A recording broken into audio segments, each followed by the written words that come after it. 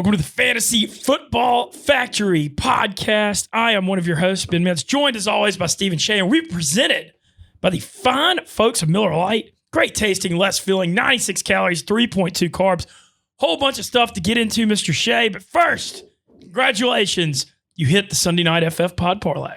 We should have had both of them this week. You got totally jobbed out of a brutal one on Thursday night with Zeke Elliott, rushing for 10 yards on the game's final real carry of the game to push him a yard and a half over the projected over-under total, which was horrible. We'll get into that in a moment. Our friends at Miller Lite, thank you for being the presenting sponsor of the Fantasy Football Factory.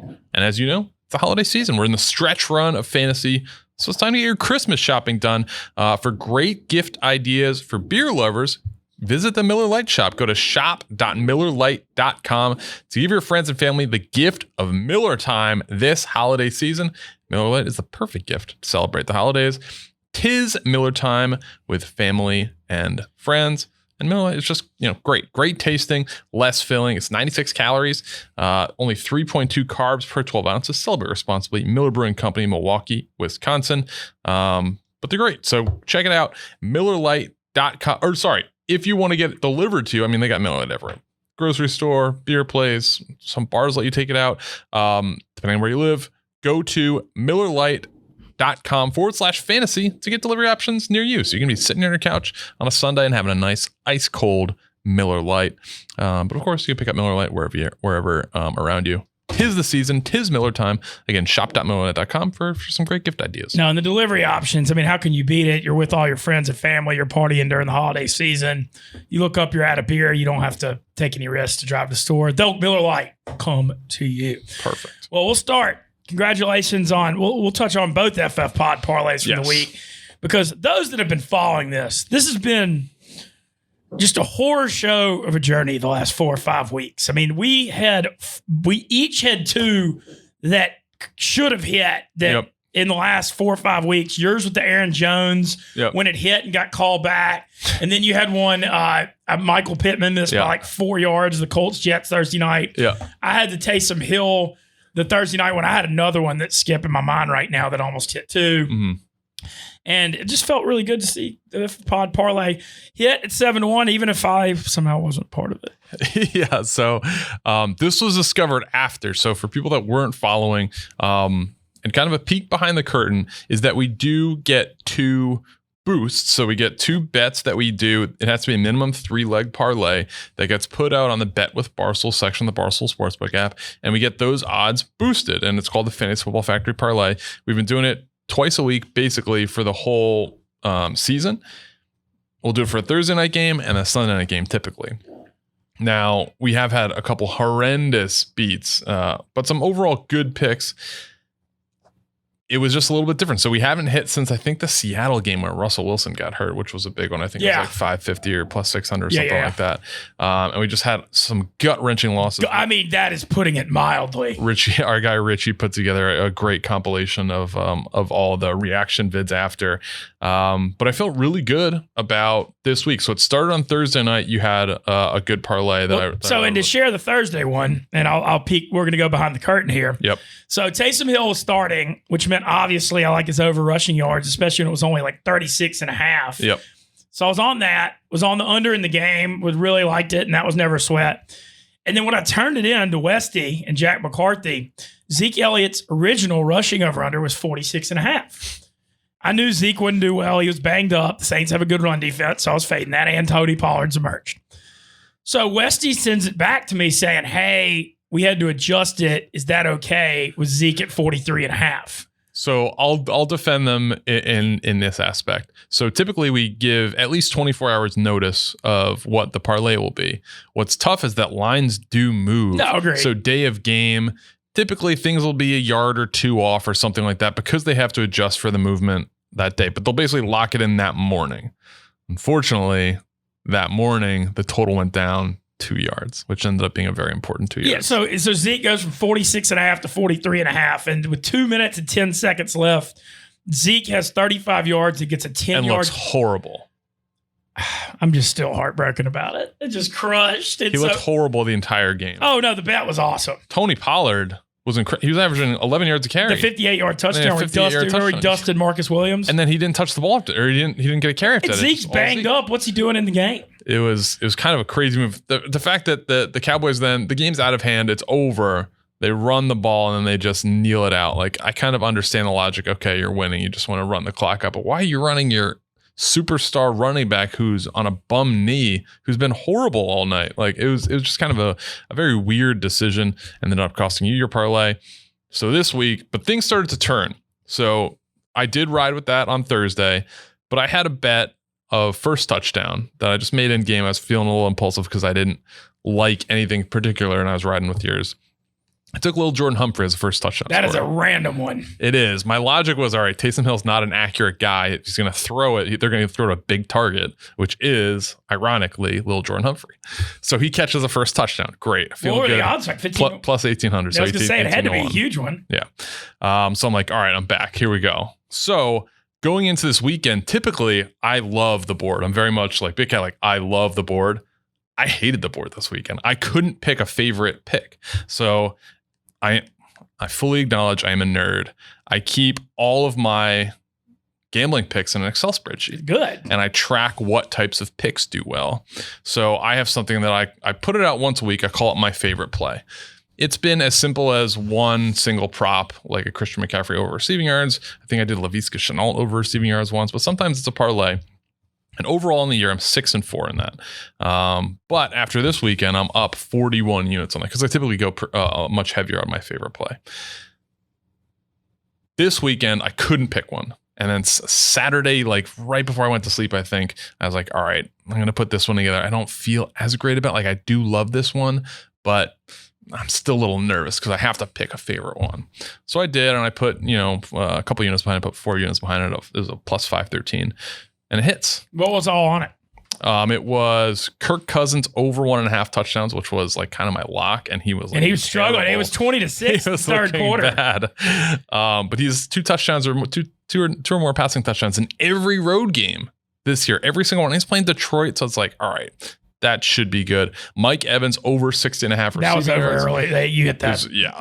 That was over when the game kicked off. They threw it 13 times in their first drive and went down for a touchdown. It wasn't Chris Godwin who had 15 catches yesterday. We'll get more into that. But yeah, Evans crushed that. I think he had like 97 yards. And then Antonio Gibson, that was actually probably my single favorite play. It's over 71.5 rushing yards. And then I teased the Colts line down to, I thought they were going to beat Houston. 10.5 was a lot of points. I teased it down to half a point. So just basically them winning. And I got that at plus 513. So I put 4 units on it. Nice little return. So I was waiting to see how that all turned out before I put in my bet for Sunday night. And I'm like, all right, I'm up from the little Jordan Humphrey. I'm up from my favorite play. Let's put a little bit more on it. So I went 5 units on the FFF parlay, and boy, did it look great. And Pookie Williams, just to review what it was over 71.5 on Pookie Williams rush yards with no Melvin Gordon. Yep. Pookie Williams to score a touchdown anytime. Yep. And you move the over under from 46.5 to 49.5. Yep. And with that wind, I mean, that under there was never a sweat on the under. There was never a sweat on Pookie 71.5. I mean, he was just gashing the whole game. He had like 53 in the first half. Yeah, and he just looks, man, when you watch it, I got to give you a lot of credit on this, Shay. He's built with that low center of gravity and the bowling ball thighs. Man, he's impossible to get on the ground. I mean, he's running through like some of the better linebackers in the NFL can't tackle him. That was the scouting report of him coming out of college. He had a historically high missed tackle rate at North Carolina, and that transfers. I mean, his highlight run, I think, against Miami, where he's just like running over and jumping over guys.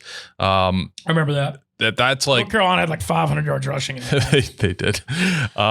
But still, like, that translates. And yeah, I felt good about him. He was averaging 71 yards in his last 3 games, splitting time with Melvin Gordon. So it's like, all right, if he's going to average like a yard lower than I would need him to get, and now he's going to be the starter, and they're playing KC, which is a team you're just going to try and hold the ball and get keep Patrick Mahomes on the bench. They did, which they did. It's like a 12-minute drive. They didn't even get points. They got stopped on 4th down. That was actually his fault. He was lined up in the wrong spot at 4th and 2. I don't know why they didn't call timeout. It was an absolutely crazy move by Vic Fangio. But yeah, so stumbled, whatever.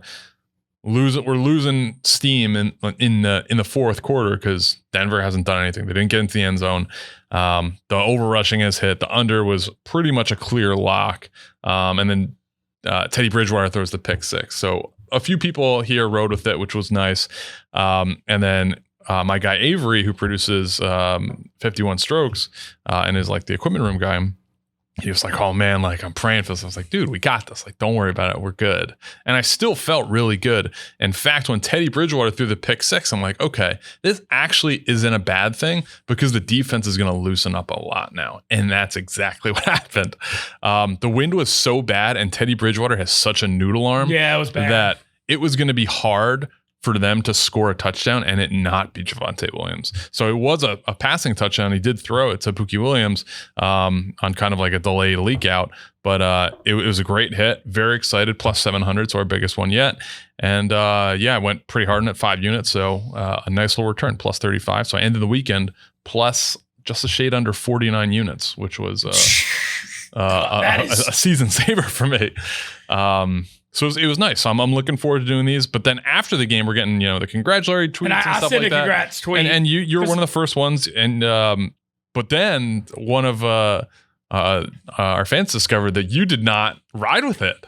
The ultimate mush. Ultimate mush. You did a great service for the FFF parlay, and you didn't bet it. Yeah, look, sometimes it'd be like that, So in order to let everyone else succeed, you have to take one for the team. No, right. In all seriousness, I took KC by 8.5 in the game, and I thought Pookie Williams would do good, but I thought it was going to be very hard for him to have a big game and score a touchdown and KC cover. I almost took it as like a hedge in a way. And then I missed out on it.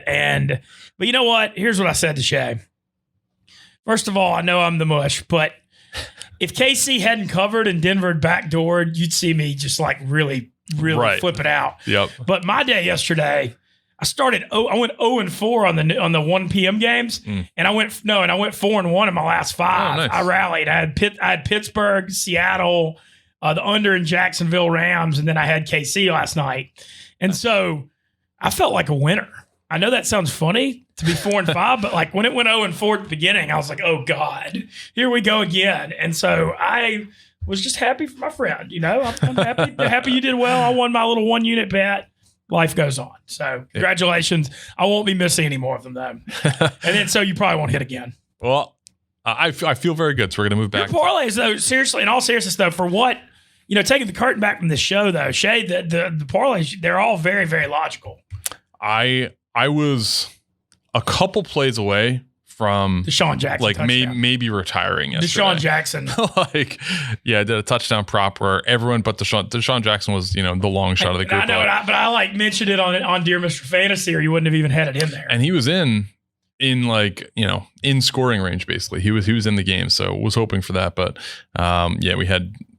I just had so many yesterday. I had an 8-legger that 7 legs hit. I had a 7-legger that 6 legs hit. I had a couple 6-leggers that 5 legs hit. So doing really good. So happy about all that. And we're going to keep it going. So we're excited. We're going to, I'll put out one for Thursday for Steelers-Vikings Thursday night. And then this Sunday. I can't believe the NFL is going to let the Bears. Surely they can't. I mean, surely Bills-Bucks is next Sunday. Maybe or even since San Francisco got flexed to 425 and okay, but then you're putting the 2 premium games of the day, which are Cincy and San Francisco, and then Tampa Buffalo head-to-head against each other. So what do you NFL, you got to move the game. I mean, listen to Eddie and the Chicago guys. It's a 12.5 point line. Bears fans don't want to see this. It's embarrassing. Andy Dalton just threw 4 touchdowns. I think going to throw an injured, two touchdowns, 4 picks. 4 picks.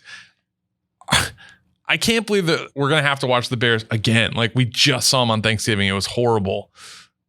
Don't make us do this again. Sunday Night Football, I mean. I'm already dreading Saints-Bucks is supposed to be Sunday night in a few weeks. I'm not looking forward to it. That'll get flexed out. We don't want to see. Nobody wants to see that right now. No, but I agree. They need to flex that one out. Steelers-Vikings Thursday night. This is why flex was created. Yeah, to get us out of crappy late season games. Let's not act like we don't have this power, because we do. So hopefully that gets moved out. But it's an interesting slate next week. Well, we'll get into that in a little bit. Bunch of stuff to get into for this week, and we'll start the return of Kyler Murray. the Michael Jordan "I'm back" when he's in Chicago tweet. That was bold. The bold tweet. If the Bears had any heart, you would think that they would have taken it seriously, but apparently that's a problem. But the Kyler Murray thing I want to mention. He was QB1 yesterday, and that's not like a huge shot. But what's crazy is he was QB1 and he threw 15 passes. That's nuts. That is a nut stat. 11 of 15 and he's QB1. Yeah. And DeAndre Hopkins back and had like an okay game because he scored a touchdown, but like not what you want from him. He had 2 catches, like 20 yards. Well, I mean, Kyler didn't throw many yards, and then James Conner was a touchdown machine. And, you looked early in the year and it was Conner was the runner. He was the touchdown guy. And Edmonds was the receiving guy. When Edmonds went down, now Conner's catching the ball. Yeah. I mean, he's a big time RB1. Absolutely. I mean, right now he's RB7 on the season.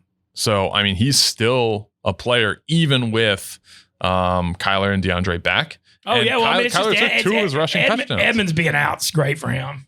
Yeah. Because he's a 3-down back now. And yeah, the upside, we didn't see a drop off in carries really or catches, so that's good. You did see a little bit of a drop off with Kyler vulturing 2 touchdowns near the goal line. But there's a trade-off. But there's also a trade-off with that because Arizona's going to score more points with Kyler in there. Yes. So, you may lose a rushing touchdown here or there, but they're going to score more points, which means some more scoring opportunities. Yep. So big for those guys to get back. They have a very good playoff schedule. So we're in week 14 now. Arizona, did you see the stat on them? They're 7-0 on the road, and they've won every road game by 10 or more points. The first team since 1968 to do that. Wow. That's since the 1968 Dallas Cowboys. First team to go 7-0 with winning all their games by 10 or more on the road. And you'd think Arizona with Kyler and the way they're designed, they're kind of designed to be like an indoor spread team. Yeah. You'd think outdoors and colder weather and stuff would be a problem for them, but they've got a juicy play. So they're playing the Rams at home on Monday night, which will be a great game. But playoffs, typical fantasy playoffs are going to be weeks 15, 16, and 17. They're going to be at Detroit, home against Indy on a Saturday. Ooh, that's going to be a fun one. And then at Dallas. Wow, that's a fun one too. Good playoff schedule for Kyler Murray, DeAndre Hopkins, James Conner. So we like that as fantasy managers. Another guy we're going to talk. Well, I mean, let's just kind of mention him now. We got to take a victory lap. Cooper Kupp. We got a few victory laps to take today. Cooper Kupp over 1,050.5 yards. Both you and I were all over that. That was 100 catches. Yeah, he had, by the way, his 7th 100-yard game yesterday of the year. Leads the NFL.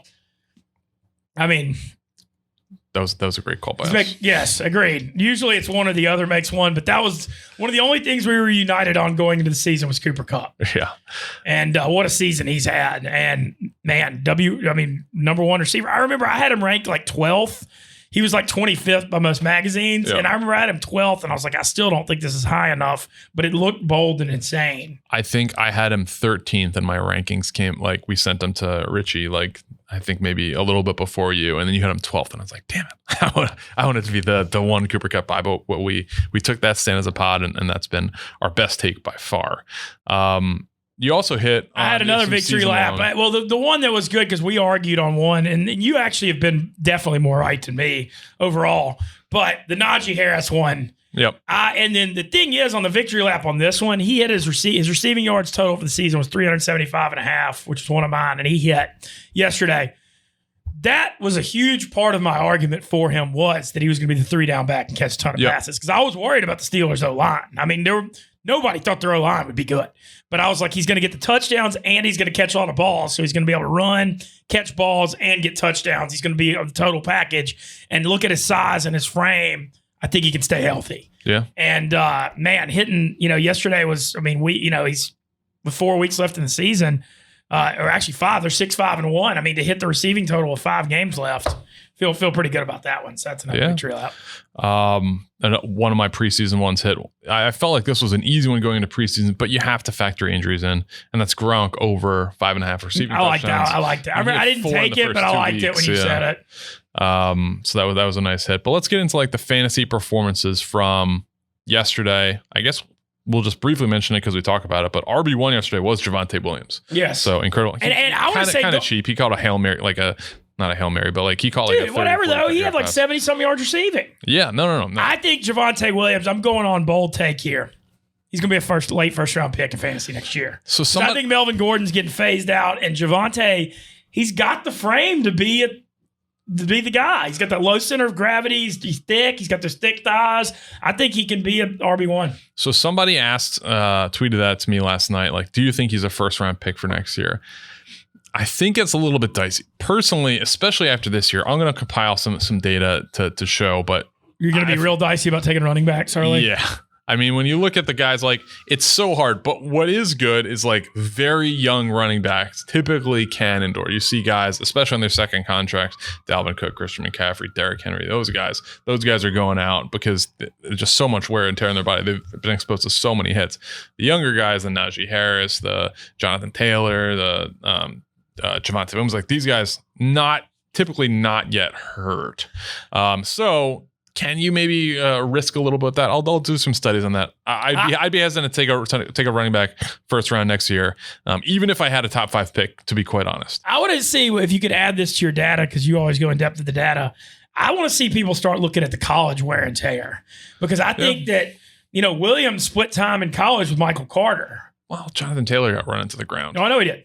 But he's young. He's only second year. Yep. But I'm saying, I think part of why Christian McCaffrey's breaking down is because Stanford literally he touched the ball every single play for like 3 years. Yep. And so I think that even though he's in his like mid to late 20s, I think that with his frame, he's breaking down. He was like returning kicks. I mean, it was it was literally like, if you watch Stanford play, it was like he was like 60% of the offense. He was running back.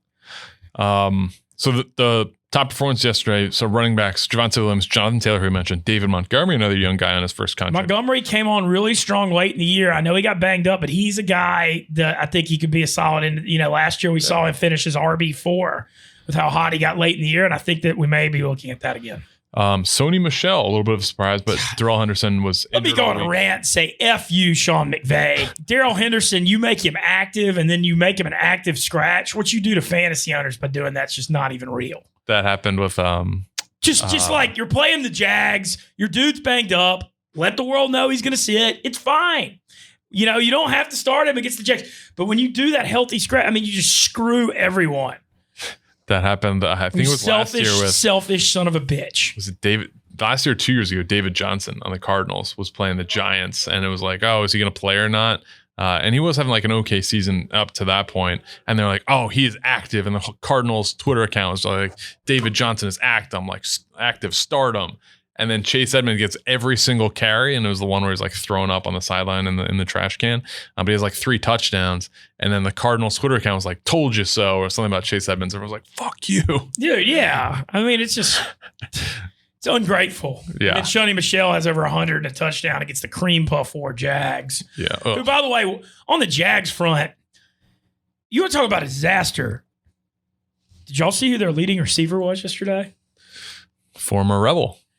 I mean, Laquan Treadwell still in. I mean, I don't get me wrong. I love Treadwell. He was awesome. It's incredible. He's still in the damn league. Yeah, and he leads them in receiving. When you went into the year looking at Chenault and Keenan Cole, and they had some guys. DJ Shark got hurt. Yeah. You were a lot to be excited about. Trevor Lawrence has made 0 progress and 140 yards again. How many games has he had under 200? What are the odds? Urban Meyer just pulls Petrino and says F this after a year. I think it's like 40 or 50%. I think it's pretty high. So let me ask you this question. We're taping this Monday morning, so Patriots-Bills has yet to kick off. Trevor Lawrence is viewed as the best prospect to come out since Andrew Luck, probably. Would you take him over, if you had the number 1 pick right now, we're starting a blank franchise, so it could be whoever. It could be the Baltimore Ravens. There's no players in the team, but you had to take a rookie. Are you going to take Trevor Lawrence first? Are you going to take Mac Jones first? I'm taking Mac Jones. Really? I am. I know, but I know a lot of it has to do with the Pats thing. And the thing is, just like, how do you think Mac Jones would do on the Jaguars right now? Not very well. Right. But I just like the fact that he's developed already. Like, I like the fact that he's.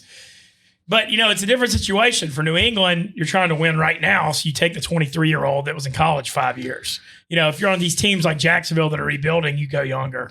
Lawrence is like 21. I know, but Lawrence probably has more reps than Mac Jones as a starter. That's true. So, he's technically his brain is 2 years older, but his experience. He hasn't taken as many snaps. I hadn't seen anything to like out of Lawrence. It's been disappointing. Because you'd think, like I thought when he had a good game against right before Urban Meyer went out and started hanging with some young ladies at a TGA Fridays. He had a nice game against Cincinnati. Yeah. Well, here's the thing though. I thought Jacksonville would struggle early and then we'd see some flashes late. That's what you usually see. Rookie game slows down. Urban Meyer, the offense figures it out. And I know part of it's injuries, but like they just suck. They are horrible. You know who didn't suck yesterday? The number 2 overall pick, Zach Wilson, finished as QB5 in fantasy, 21.04 points in the standard. Only one interception. Yeah, 2 touchdowns. Played some efficient football. Elijah Moore continuing to do the damn thing too. God, still, I'm going to be bitter about the Saints passing on him for a long, long time. And he's not helping this cause. I'll be attending Billy Football and I going to the Book of Mormon football game, Taysom Hill versus Zach Wilson on Sunday. Oh, let's go. Yeah. Would who's more likely to throw more picks? It's going to be ugly at MetLife. It's complete. That could be like an 8 interception game. And Hill's got the hurt index finger too. Right. And he couldn't even throw before that. So it's a fact. But honestly, that might help him because he'll just run. Right. In the first half, what were they doing against Taysom Hill? Threw it 21 times. That guy stinks at throwing the football. Why not? Like the game. It was like they were trying not to run him a lot early, and then he just took off and started going off. Right. Yeah. Just run him. That's what he's really good at. I don't know why. And then when he gets the splint on his finger, he's like, all right, maybe I can't throw. It's like, dude, you could never throw. Yeah. Just run the ball. You're great at that. Just do that. Another guy we should talk about, George Kittle. What 9 for 181 and 2 touches and just. So going into the year, I was. You were lukewarm on him. I was very lukewarm. I didn't think he was a top 3 fantasy tight end. Who'd you have at number? I had him 3rd. I had Andrews 3rd. Okay, which is not bad. No. But going into the year, he played 3 years. He has 14 touchdowns. So it's like, all right, this guy, not a ton of scoring capability. But if you look at his last 5 games, he's got 5 touchdowns. So, I mean, that's like typically what he would do in a season. And, 12 targets, 9 catches, 181 yards, 2 touchdowns yesterday. I mean, outstanding performance from George Kittle. Even despite missing some games, he's tight end 4 right now. And it's tough to be like, if he continues that production, because that's insane production, but he's got, a very outside shot at finishing his TE1, even with missing those games. Another thing about Kittle, he's like top 5 favorite players to watch play football. Oh, yeah, no, he's great. Real football. Just the way he blocks, he runs so violently, it blocks. He's something to watch, but man, incredible effort despite his, Jimmy G. That was tough. Yeah. I had Seattle yesterday, though, so I enjoyed it. But. Not a confetti quarterback. He does lead the team down. He gets them right at range and then, gets the ball batted down. Game over. That was bad for a quarterback that's supposed to take care of the football. For a quarterback that's supposed to be taking care of the football, he throws just horrendous interceptions. You can't put in Trey Lance now, though, because they're in the play. Lance is a total project right now. He's nowhere near ready. Right. So, San Francisco, I think they're going to make the playoffs. But, I would anticipate them going far. Deebo Samuel may be back this week for the game against Cincinnati, which should be a good game. Yeah, they missed Deebo bad. Ayuk didn't step up yesterday. Had a good opportunity. Did not. We saw all those targets. We thought we're going to go to Ayuk, go to Kittle. Yes, they did. Yeah. Let's talk about another guy who's emerging big time. And he is right now wide receiver 3. And that's Justin Jefferson. He's just been steadily creeping up the rankings. Now Adam Thielen gets hurt. What does this do in your mind to his stock? Well, I think it was already just phenomenal. He had 1,400 yards as a rookie. Yep. And, you know way more about technical stuff because you watch the scouting stuff and the all-22s. Is he the best route? Where do you have him ranked as far as route running in the NFL? Because the way he's in and out of his breaks is... I don't want to say number 1, but he's incredibly good. So when I released, I did a top 100 this year where I went through the top 100 players and I actually ran it by several people in the NFL. Yeah. And I'm like, how off base are these? Like, don't go through person by person, but is anyone egregious? And so I actually had Justin Jefferson really high, like top 25 high. And I was told to move him down a lot. Really? Yes, a lot. by multiple people. Well, you were right and they were wrong. Multiple people, some people not in the league anymore, some people, a couple different organizations. Names. No. Absolutely not. So I was like, okay. So I did move him down, but I mean, he's tearing up. And now, his last 3 games, 11 targets, 9 catches, 143, 10 targets, 8 catches, 169, 2 touchdowns, 9 targets, 4 catches, 83 yards. And then yesterday, 14 targets, 11 catches, 182 and a touchdown. With Adam Thielen going down, is he right up there with Cooper Kupp as like a weekly wide receiver 1? Yes. How could he not be? He had 14, like I said, he had 14. Okay. Oh, yeah, but he had 1,400 as a rookie. Yep. I also like that Minnesota play. I think Jefferson's very suited to those indoor games. Yeah. Like, I just love him on that turf, the way he cuts and breaks. And Cousins, I mentioned it before, but every road game this year, 2 touchdowns or more. So, I mean, if Adam Thielen, notorious red zone vulture, is out, that's huge. And that actually brings us to pickups of the week on KJ Osborne. And Conklin.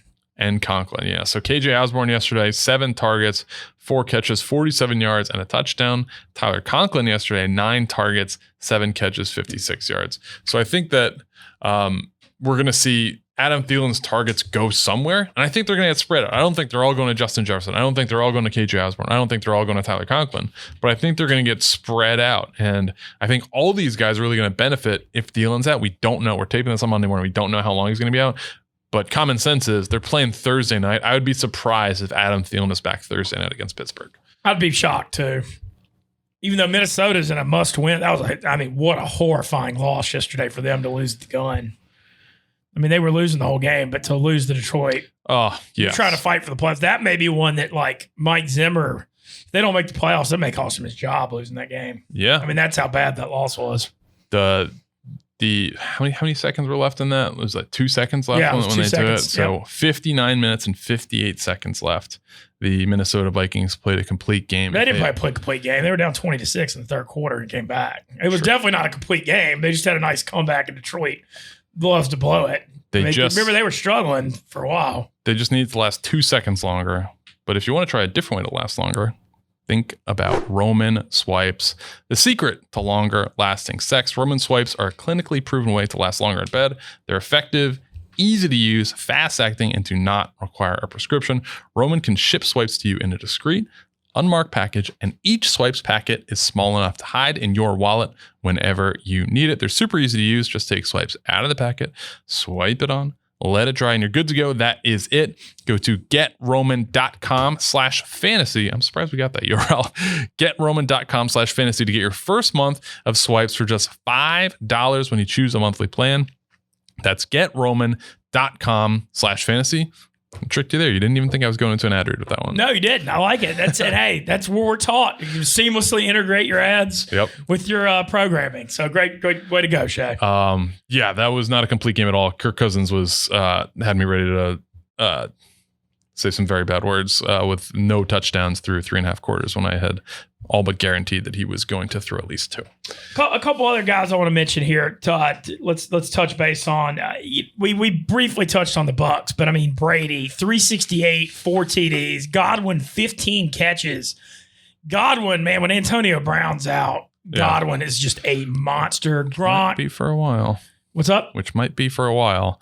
Tom Brady owns the Atlanta Falcons. He's now 10-0 against them.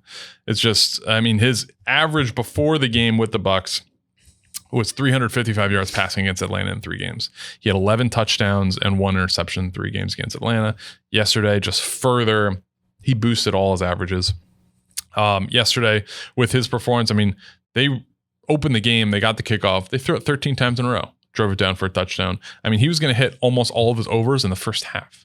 Like, it was an absolute, he was masterful yesterday. He did have the one thick 6 with Marlon Davidson making an incredible play, honestly. But he played incredibly yesterday, and we're moving on to 9-3. What obviously happened over the weekend was tough, and like kind of, if I'm being fully honest, put me in a weird position because Antonio Brown it came out that he forged his vaccination card, as did Mike Edwards. Who I just gave my virtual game ball to after last week's game against the Colts. He made the game. Yeah, he made the tackle on the kick return. Yeah, and he played a great game for us. Fumble, a couple pass breakups. I don't really know what's going to happen with this because they said going into the year, if Antonio Brown has one mistake, he's gone. This is very clearly a mistake. This is an egregious mistake, and it's not even a mistake. It's an intentional. Yeah, that's what I was gonna say. This is one of those, like, I feel like I've learned this in life from some of my trials and tribulations, but this is one of those cover-ups worse than the crime situations. Yes. Like, just say you're anti-vax and you don't want to take it, like Rodgers did. That's fine. And being transparent, but when you lie about it and you get the card, you're endangering, Bruce Arians and Tom Moore and like all your. I had a lot of spirited debates in my DMs about like this and political. I don't want that to be a thing. No, I'm saying, like, if Antonio Brown and Mike Edwards didn't want to be vaccinated and wanted to just follow the regular protocols, that's fine. Like, that's totally just on be them. transparent about it. Be transparent about it. Bruce Arians had said that. So Bruce Arians is 69 years old and survived cancer twice, so he is a very high risk person. Tom Moore, who's the offensive analyst, former OC for Peyton Manning and the Colts. Yep, he is 83 years old, and Bruce Arians had told the team, if anybody gets Tom Moore sick, I'm going to take a gun and shoot you in the kneecap. And Antonio Brown is walking around with a fake vax card at that point. Now, I don't want to fully say it's very easy to just pile on these guys, and I get it. I am disappointed by it. Antonio Brown, he doesn't have a lot of credibility right now. But he is saying, and his agent is saying, that he's vaxxed. And the report on ESPN came out that both Brown and Edwards are vaccinated. So, like, legitimately are now. So it must have been at some point during the season or right before the season that they actually got vaxxed. Very strange situation that I don't think is getting enough attention. But basically what could have happened was there could have been a longer investigation and they could have gotten like a 6 or 8 game suspension. But they pretty much were like, all right, we're not going to fight it. We're going to the playoffs. Like, we'll take 3 games now and then whatever. So in this country, it's innocent until proven guilty. And I would like to believe the guys that are on my team. It is very hard to, given the character of Antonio Brown, just his reputation that has certainly followed him throughout his career. As a fan, I don't want to see. I think Edwards is safe. Like, he's a good player. He hasn't really messed up before. He doesn't have a history of doing this. Antonio Brown does, so he is very much a candidate to get cut. And reports are coming out that he could get cut even after his suspension is over. Yeah, where do you feel? Because if he's there for the playoffs. I mean, y'all are. We haven't lost a game with him in over a calendar year. Yes. So, because when he's out there, nobody can match up with him, Godwin, Evans, and Gronk and Fournette. No, I mean, it's impossible. It's literally. You can't. I mean, there's just not enough people to guard those 5 guys. Yeah. So I would like to see him remain with the team. I would like to see some type of kind of admitting, or if it's, I either want to see him admit he was wrong or whatever, or just fully be like, "Yo, I'm vaxxed. I didn't do this," and then like kind of have I don't know. It's a very weird situation that I hope kind of resolves itself, and I never want to think about it again. Shout out to Tom Brady giving the Sup Fellas video this week. Yeah, I know more coincidence than planned, but still, yeah, good for the marketing. I think we sold some Sup Fellas hoodies off it. Tom Brady, a huge nod to Ben Mintz. Speaking of that, you getting back on the TB12 for the playoffs? I am. Yeah, I'm excited to do that. Getting a little sloppy. I ate an entire tub of coconut whip, like basically whipped cream that's like frozen, in like 30 hours.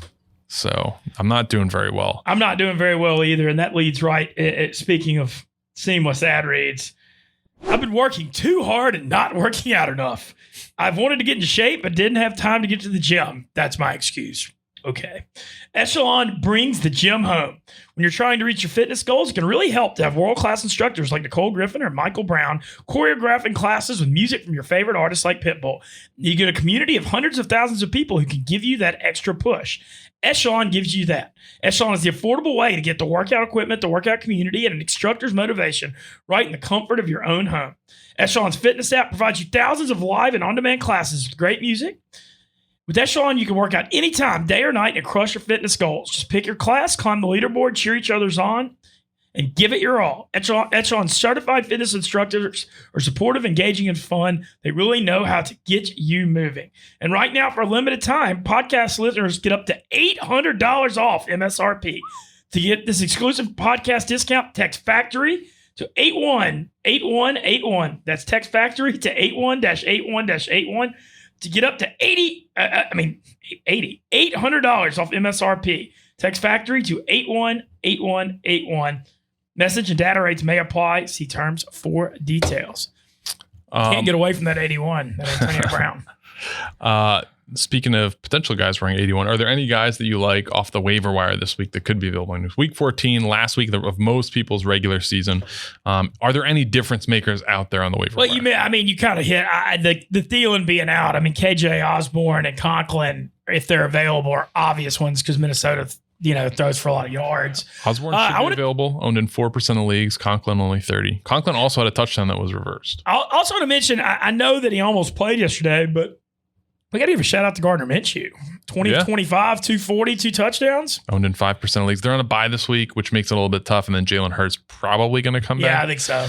But I mean, good effort. Yeah, absolutely. I don't know that you can count on him in fantasy, though, because I think that the bye week, because Hurts almost played the first game. You think Devontae Parker's worth an ad? Not really. Fair enough. He's also such an injury flag, too. Yeah.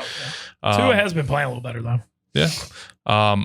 2 other guys that we should maybe mention. Amon-Ra St. Brown, 12 targets, 10 catches, 86 yards. Not a great yard. He caught the touchdown. He caught the game-winning touchdown. Is he an ad for you? Owned in 6% of leagues. I mean, if you're like so desperate, but I just don't. I would not. I agree. I'm not. And then Kenny Gainwell, 12 carries, 52 yards, 5 targets, 5 catches, no 33 Boston Scott yards. There, though. That was another one. Boston Scott was he was active and just didn't play. So Philly's always a tough running back situation to follow. Yeah, so Kenny Gainwell picking up his slack. I would not add him. So the only people that I think we're aligned on potentially adding this week are KJ Osborne, Tyler Conklin.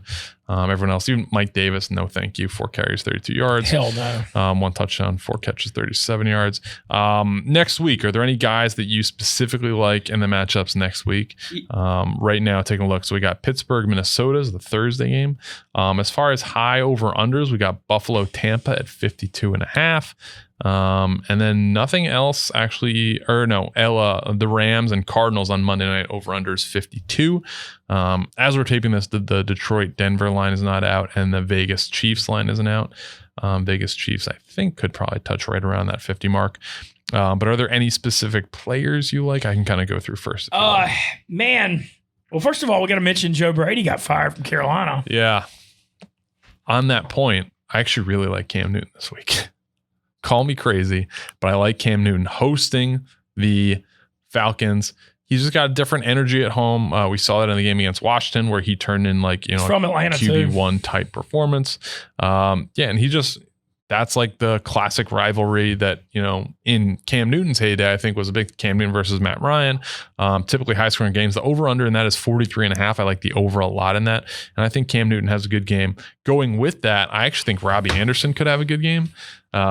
And that might be a crazy take because he's been very up and down this year, mainly down. I like Javonte Williams next week. I kind of like Clyde Edwards-Helaire next week, which is a guy I absolutely hate. Elijah Moore is another one. One guy I actually really like who probably could be on your bench next week is Cole Beasley going against the Bucs. Those type of slot receivers always kind of feast in the Bucs. That we give up a lot of short stuff. Bend don't break. I know Sean Murphy-Bunting is back and will probably be playing inside, even though we had an injury on the outside with Jamel Dean, who may miss the game. But Cole Beasley is a guy I like to start next week. I think that's fair. Football team want to mention Logan Thomas's injury. Yeah, out for the year. That was. I think that was a little bit of a dirty hit. I think it was Yannick Ngakoue that did it. Not good. But yeah, next week we have a couple intriguing matchups from a fantasy perspective. Rams, Cardinals, Bills, Bucks. Niners, Bengals, I think is interesting. Yes. I kind of felt like that Cincy. I wasn't surprised by what happened to Cincy yesterday. I don't know. That game just felt like the Bengals and Chargers are both week to week. You sometimes don't know what you get. I almost live bet that with the Bengals because they were down. They were down 24-13 at half. They were down 24-0. Yeah. I think Pittsburgh, Minnesota is a good start to the week. I think that's a very good Thursday. Oh, and both teams are in the playoff. Both teams need it really, really badly. I feel like my instincts like the Vikings off that loss and bounce back after losing against Detroit. Same. I like all Minnesota players actually on Thursday night. Should be a good one. We'll have a fresh parlay out for you then. I got to go through the data, pick something up. Me and Marty will tape something and we'll get that out for Thursday. This has been fun. Oh, man. And thanks again to Miller Lite for sponsoring the Fantasy Football Factory Pod. And also, before we get out of here, thank y'all for tuning in with us on Sunday mornings. Yes. Because Dear Mr. Fantasy, that was one of the ideas we had at the beginning. And it's, we're getting we can't get to all the questions in 45 minutes, and we're getting really good numbers on it. And just that's because of you guys. And so thank y'all. And we say it every week. It's like probably our favorite 45 minutes a week. It's great interactions with the fans. We get to talk ball. Hopefully we can help you get in the winner's circle. And it's a very fun time, honestly. Yeah, well, I guess it's time to clock out. We'll be back. Shay will have his parlay ready for Thursday. We'll have Dear Mr. Fantasy next Sunday morning at 11:30, and it's time to clock out.